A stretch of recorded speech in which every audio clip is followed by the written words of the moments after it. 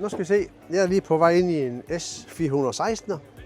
Det er en, vi lige har bygget om her til kærhugger. Og det vil sige, at den har vi nørdet lidt omkring, hvordan vi laver bedre ergonomi og ting og sager til kunden. Fordi at det er meget vigtigt over, at de har en god arbejdsplads. Så jeg prøver lige at sidde med ind. Og så lukker vi lige døren her, så vi er lidt mere ro på. Det der forskel herinde, det er, at vi har lavet en ny sædekonsol, som gør, at vi kan lige aktivere med hælen her. Vi har lavet om på armlænden, ting og sager. Det kan lige forklare, når vi kommer om på den anden side. Men som I kan se, så glider det meget gelinde. Normalt så sidder man lige bagud. Vi har så lavet en ekstra funktion, så vi kan komme lidt mere om. Og det er for at få en god plads til benene.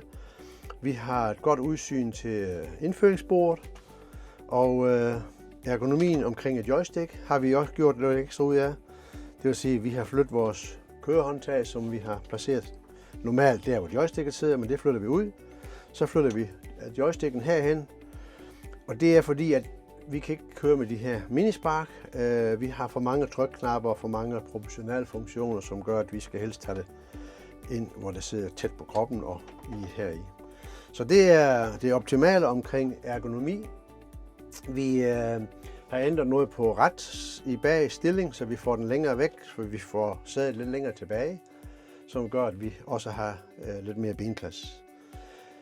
Vi har flyttet rundt på de forskellige skærme. Normalt sidder det egentlig en touchskærm herovre, smart touchskærmen.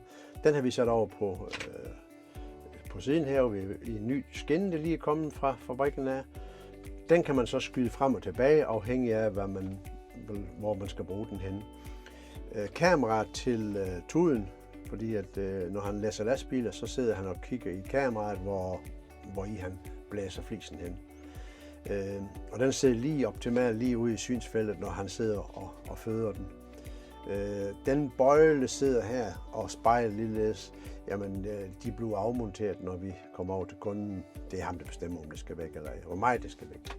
Så man vil ikke fjerne det nu. Det der er specielt her også, det er, at vi har jo kabinen med glaskabine, og det vil sige, at vi har glastag. Som I kan se, så kan vi sætte her og har et direkte udsyn ud til indføringsbordet. Vi har en god udsyn hele vejen over til, hvor man normalt tager flisen fra. Men vi har også et rigtig godt udsyn opad, og det vil sige, at vi kan kigge op i stakken. Det er det rigtig mange andre, det ikke kan, fordi at man har ikke den der skyview-tag. Så det er vi rigtig stolte af, at vi kan vise det her sammen med sådan en S416. Vi kan sige, at det gør jo, at når man skal tage de øverste og ned, så skal man ikke sidde og dreje hovedet og alt sådan noget. Man kan sidde stille og roligt og kigge ud og føde lige ind i maskinen.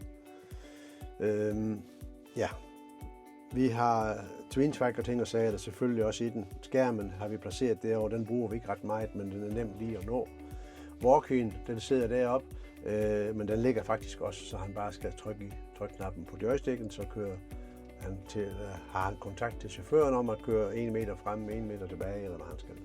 Så alt er ergonomisk godt placeret, så han har mulighed for at kan være så effektiv som muligt og slappe så meget af som muligt.